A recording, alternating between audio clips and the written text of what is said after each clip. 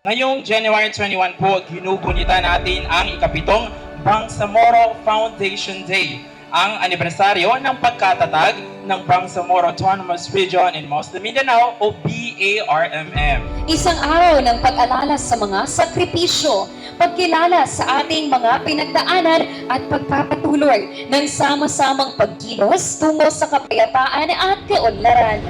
On behalf of the provincial government of Lanao del Sur, it is my great honor to convey our warmest greetings and heartfelt support on this meaningful occasion, which reminds us that this milestone is not merely a celebration of time, but a celebration of purpose, perseverance, and the enduring promise of the Bangsamoro. The birth of this journey is truly remarkable.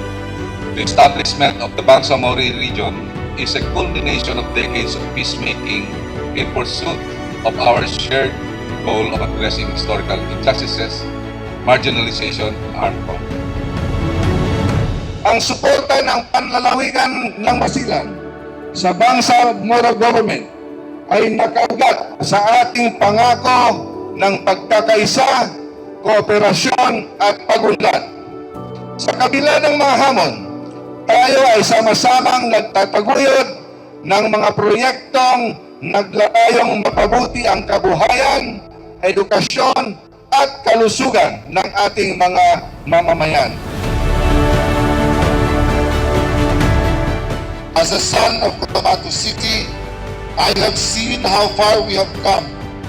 Today, we see schools standing where conflicts once took place. Roads and bridges connecting communities that were once divided, and young people dreaming freely of a better tomorrow. This is the Bangsamoro we envision, one that lives in peace and thrives in unity.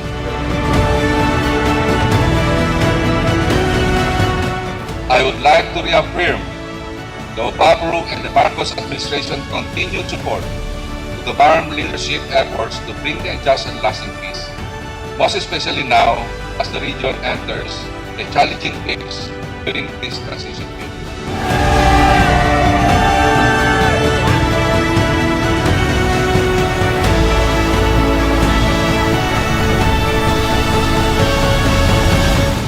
Inshallah, may the BARM never cease to meaningfully contribute to the vision of the Bagong Pilipinas, a peaceful, just, and progressive nation for all.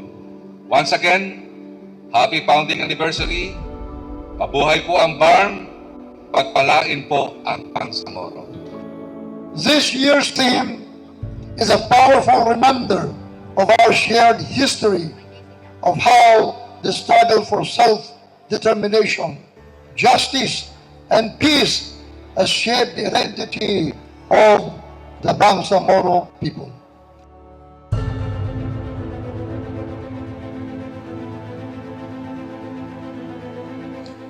This region exists to accept, refuse to accept silence in place of justice. That history is not something we visit only on anniversary. It continues to shape. Now we lead, govern, and decide.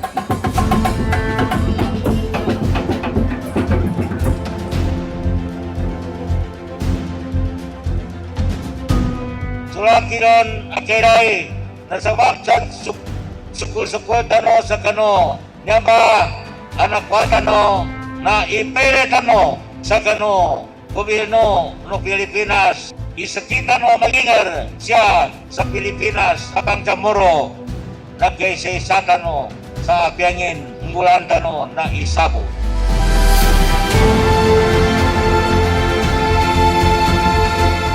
As we look ahead to BARM 2026, we are not talking about slogans. We are not talking about slogans. We are talking about standards. Strong Bangsamoro is one where institutions hold services reach people consistently, and peace is protected by justice.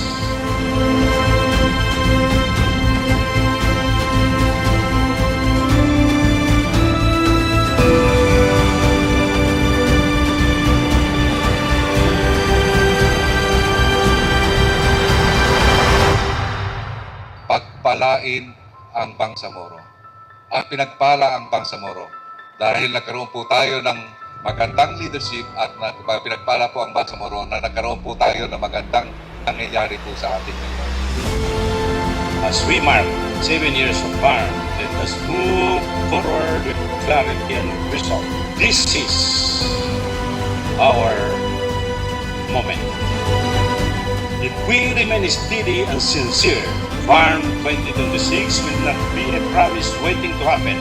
It will be proof that the people we endure can comment, can govern, can build, can lead.